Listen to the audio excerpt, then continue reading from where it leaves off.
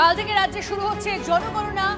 আপনাকে জানিয়ে রাখি, এই মুহূর্তে যে খবর আসছে, 1 আগস্ট থেকে 15 আগস্ট চলবে সেলফ ড্রাইভ পোর্টাল। কাল থেকে শুরু হচ্ছে জনগণনা, 15 আগস্ট পর্যন্ত চলবে সেলফ ড্রাইভ পোর্টাল se.census.gov.in। পোর্টালে 33টি প্রশ্নের উত্তর দিতে হবে, কোনো নথি চাওয়া হবে না এই পোর্টালে। অফলাইনে বাড়ি বাড়ি গিয়ে জনগণনা চলবে 16 আগস্ট থেকে 15 সেপ্টেম্বর। 14,399 জনকে নিয়োগ করা হচ্ছে জনগণনার কাজে। 3,400 জন সুপারভাইজার থাকছে। ড্রাইভটা চালু হবে। সেই বিষয়টা নিয়ে আমাদের 1 আগস্ট থেকে 15 আগস্ট অবধি টানা একটা প্রোগ্রাম থাকবে রিগার্ডিং সেলফ ইনোভেশন।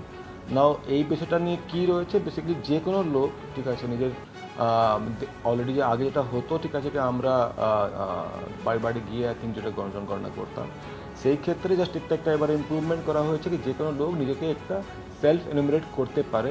তার জন্য একটা নির্দিষ্ট পোর্টাল রয়েছে, জায়গা রয়েছে যেখানে করতে পারে, মানে তথ্যগুলো দিয়ে আমরা ভরে বলতে পারি যে হ্যাঁ ঠিক আছে আমরা করলাম।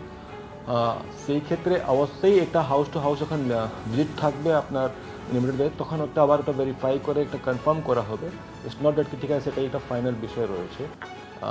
সেই আমাদের হাউস লিস্টিং ভিজিট চালু হচ্ছে আমার 16 আগস্ট থেকে চালু হচ্ছে and it's going up to 14 September, মানে পুরো 1 মাস টানা আমাদের এটা চলবে। অ্যান্ড দেন ফাইনাল যেটা সেন্সাস রয়েছে ওটা I think in the month of February. প্রধানমন্ত্রীর সঙ্গে দেখা করলেন তৃণমূল ছেড়ে এনসিপিআইতে যোগ দেওয়া সাংসদ শতাব্দী রায়।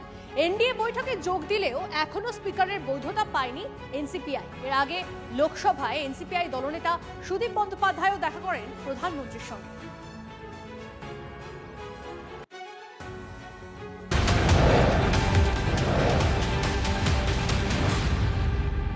কেন্দ্রীয় স্বরাষ্ট্রমন্ত্রীর সঙ্গে দেখা করলেন তৃণমূল ছেড়ে এনসিপিআইতে যোগ দেওয়া সাংসদ জুন মালিয়া। এদিন অমিত শাহের সঙ্গে দেখা করেন জুন। দিন কয়েক আগে সংসদ চত্বরে রাজ্য বিজেপির সভাপতি শ্রমিক ভট্টাচার্যের সঙ্গে খোশ মেজাজে গল্প করতে দেখা যায় জুন মালিয়াকে।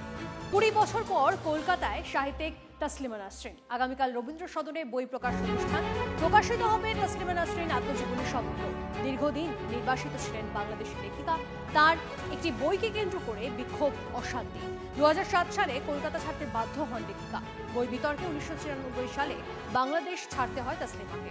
আমেরিকা, ইউরোপে থাকতেন তিনি। পালাবদলের পরই ফের কলকাতায় তসলিমা। খুবই ভালো লাগছে, আপনাদের সবাইকে ধন্যবাদ, সবাইকে ধন্যবাদ। কলকাতা শহর একটা এমন জায়গা যেখানে শিল্পী সাহিত্যিকদের পীঠস্থান আমি মনে করি। সেখান থেকে একজনকে বের করে দেওয়া হবে, ঢুকতে দেওয়া হবে না, সেইটা যেন কলকাতা শহরের পক্ষে অবমাননার। সেটা যে এখন হচ্ছে না, সেই আগের সময়টাই ফেরত আসছে যেখানে শিল্পীরা আসবেন, তার আলাদা মত হতে পারে, সে লেখা তোমার ভালো লাগতে পারে, নাও লাগতে পারে, তাকে বের করে দিতে হবে কেন? এই যে একটা জিনিসের বাইরে গিয়ে উঠতে গিয়ে একটা সিদ্ধান্ত হচ্ছে, আমি একজন শিল্পী হিসাবে অত্যন্ত স্বাগত জানাই এটাকে।